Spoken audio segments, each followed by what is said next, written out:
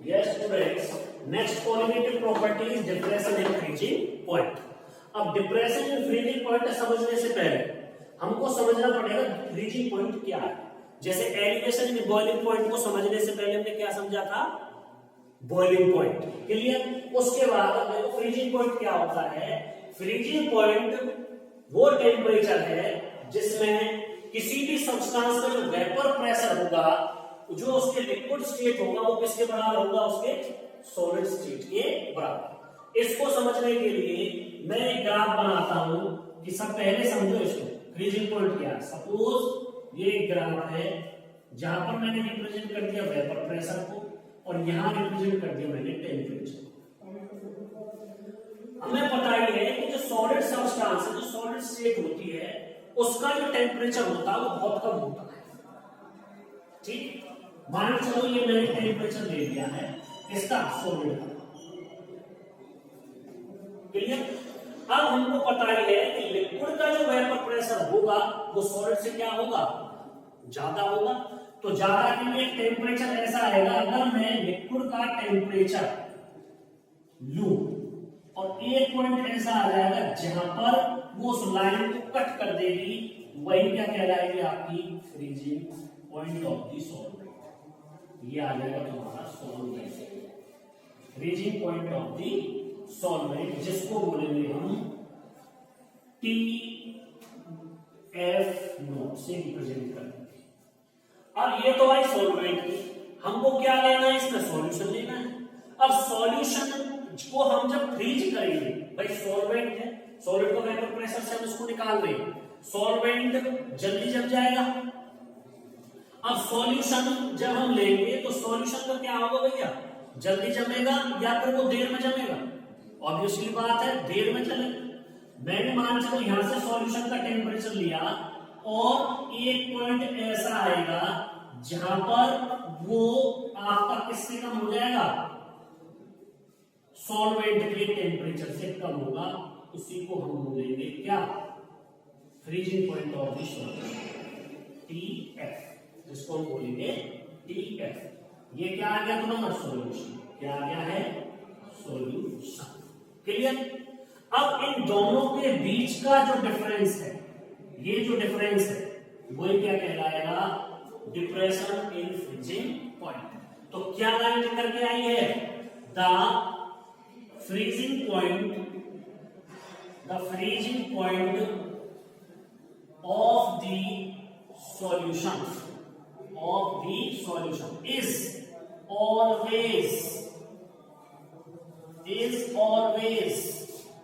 less than the freezing point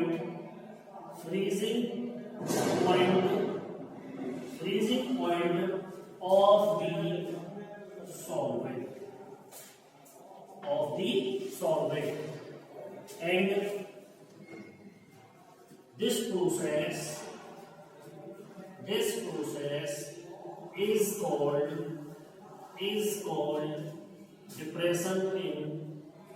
depression in freezing point, clear.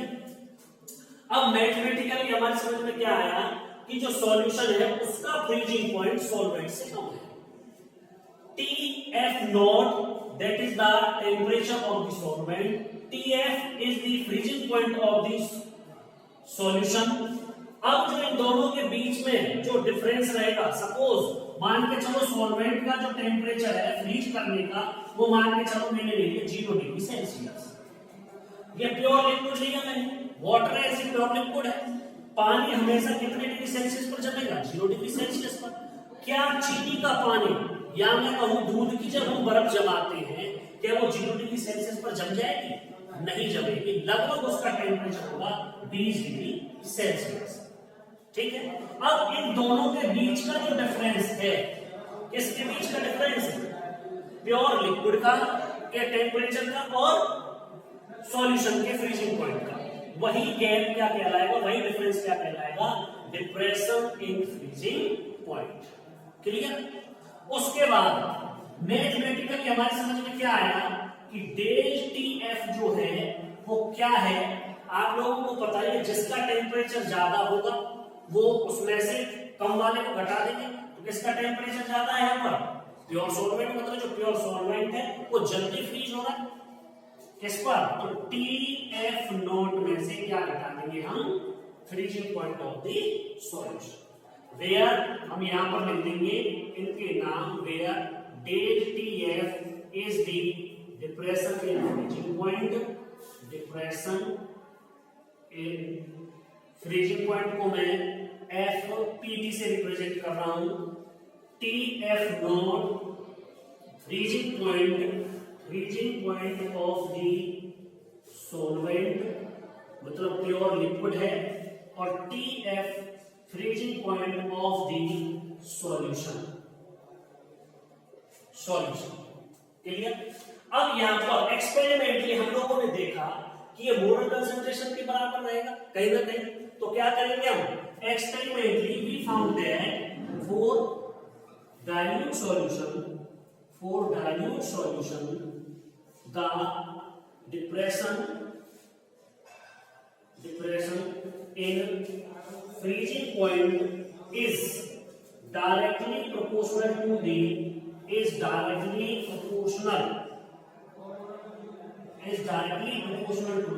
molality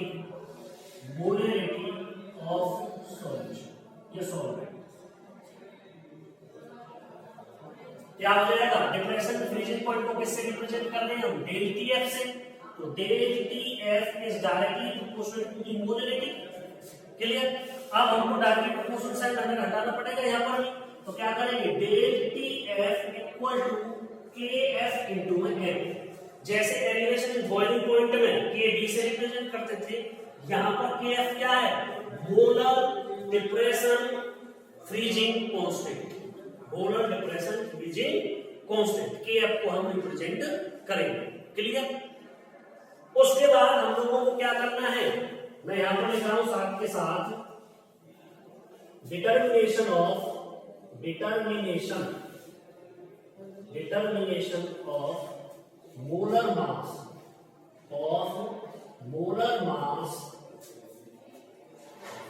of solute from depression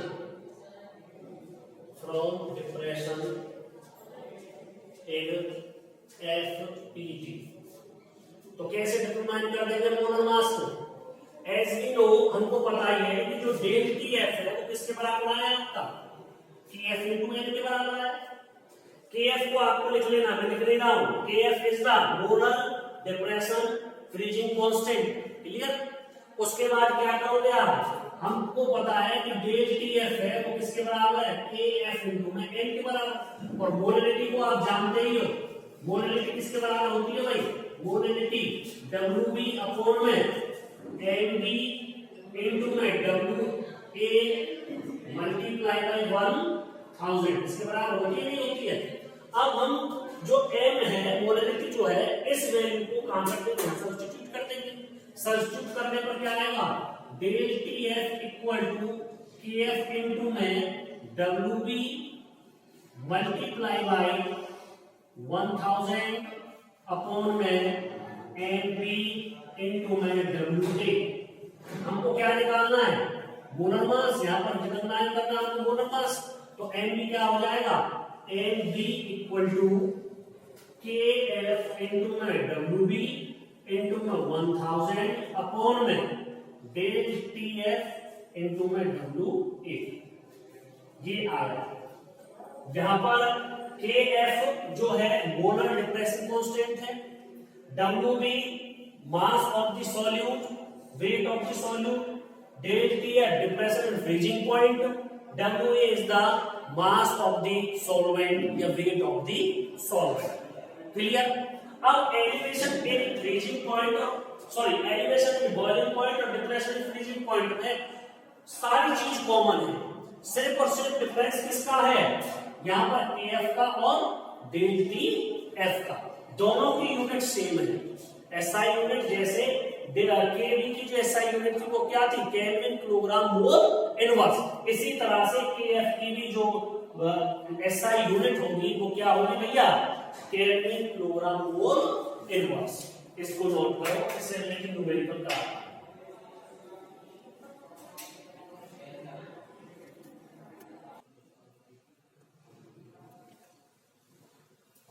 तो बेटा उससे related numerical है कि suppose 1.00 gram of non electrolyte solute dissolve in 50 gram of C6H6 lower the freezing point of benzene by 0.40 Kelvin.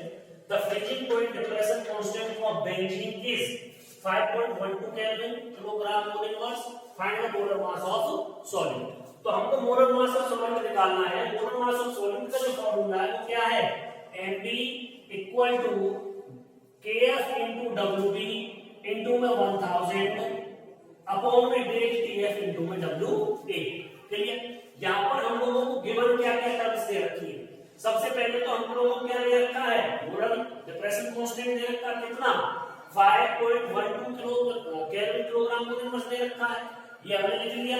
WB आप लोगों को बताइए solute और सॉल्वेंट कैसे निकालेंगे, जिसकी क्वांटिटी क्या होगी, कम होगी वो क्या सॉल्यूट है, जिसकी क्वांटिटी ज्यादा वो क्या है सॉल्वेंट है।